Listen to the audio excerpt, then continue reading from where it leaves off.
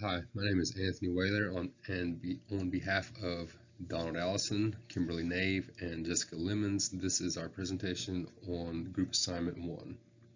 Let's start off by reading the problem and looking at some particulars. Cheryl Montoya picked up the phone and called her boss, Wes Chan, the Vice President of Marketing at Piedmont Fasteners Corporation. Wes, I am not sure how to go about answering the questions that come up at the meeting with the President yesterday. What's the problem? The president wanted to know the break-even point for each of the company's products, but I am having trouble figuring them out. I'm sure you can handle it, Cheryl. And by the way, I need your analysis on my desk tomorrow morning at 8 sharp in time for the follow-up meeting at 9. Piedmont Fasteners Corporation makes 3 different clothing fasteners in its manufacturing facility in North Carolina. Data concerning these products appear below. Annual sales volume for Velcro was 101,000. For metal, 191,000, and nylon, 303,000. Unit selling price was $1.50 for Velcro, $1.50 for metal, and 90 cents for nylon. Variable expenses per unit were 70 cents for Velcro, 90 cents for metal, 50 cents for nylon. Total fixed expenses are $263,000 per year, and all 3 products are sold in highly competitive markets. So the company is unable to raise prices without losing an unacceptable number of customers. The company has an extreme effective lean production system, so there are no beginning or ending work in process or finished goods inventory. Okay, here we're looking at requirement 1. What is the company's overall break-even point in sales dollars? So we're looking at overall break-even point in sales dollars. So what we want to do is we want to first find our contribution margin ratio so that we can find the amount of sales dollars to break even. So here we've taken the contribution margin at $80,800 and we've divided it by total sales, which is for Velcro, and that is $151,500. However, we don't want to look at the individual sales here. We're trying to find the total. So this is we're going to look over here. And what we come up with is 44, roughly 45%. And what we want to do there is we want to divide the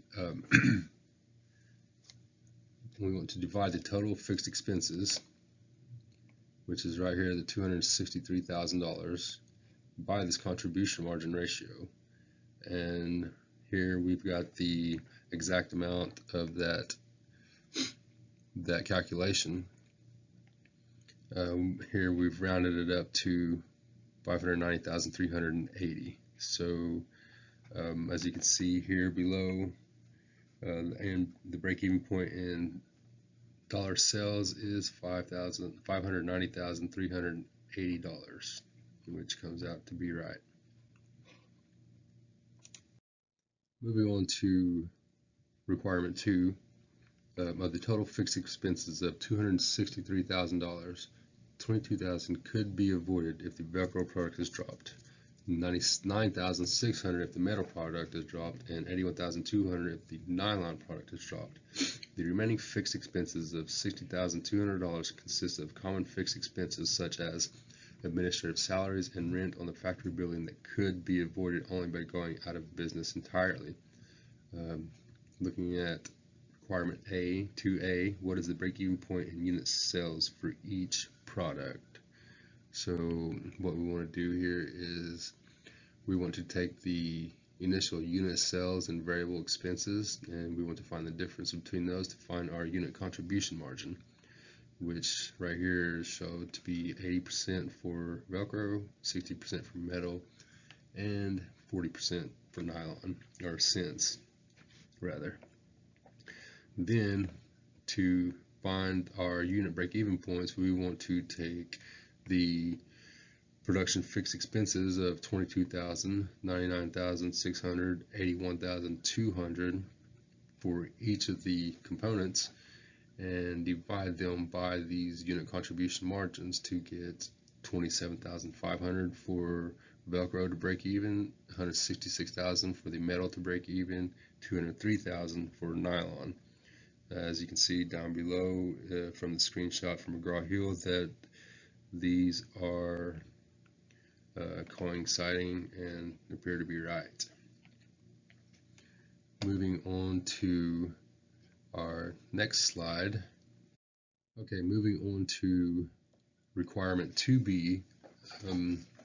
As I mentioned earlier, we have total fixed expenses of $263,000 and minus the $22,000 for Velcro, $99,600 for metal, and $81,200 for nylon, and the remaining fixed expenses of $60,200 consist of common fixed expenses such as administrative salaries and rent on the factory building that could not be avoided only by going out of business entirely. So for requirement 2B, the company sells exactly the break-even quantity of each product, what will be the overall profit of the company?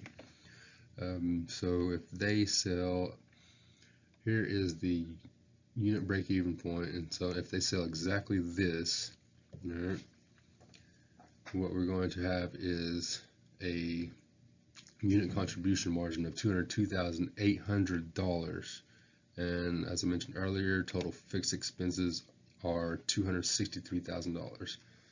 So what we wanted to do to find the overall profit or loss of this amount is we want to take the difference between the fixed expenses and the unit contribution margin, and what we have is a negative $60,200, which gives the company a net operating loss. And as we can see down below, this is our screenshot from McGraw-Hill, and they are consistent with each other and show that they are right. Thank you. This concludes our presentation for group assignment 1. On behalf of Kimberly Nave, Jessica Lemons, and Donald Allison, I'm Anthony Whaler.